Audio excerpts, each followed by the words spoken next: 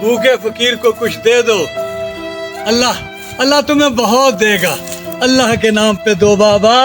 सुना मिर्चू, आजकल क्या चल रहा है? भाई मेरी तो मौजें लगी हुई हैं। मेरा भाई बाहर होता है, वो पैसे भेज देता है, मैं तो मौज में हूँ। वाह जी वाह, तेरी तो ऐसी होगी है।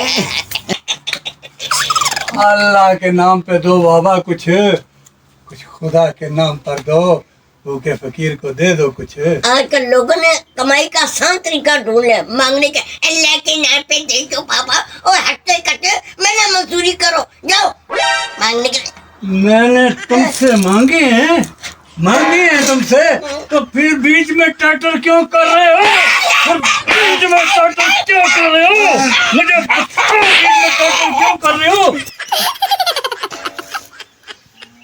अल्लाह के नाम पे बाबा, कुछ अल्लाह के नाम पे दो बाबा, कुछ अल्लाह के नाम पे दो बाबा। बाबा अल्लाह भला करे, अल्लाह तुम्हें बहुत दे, अल्लाह बहुत देगा।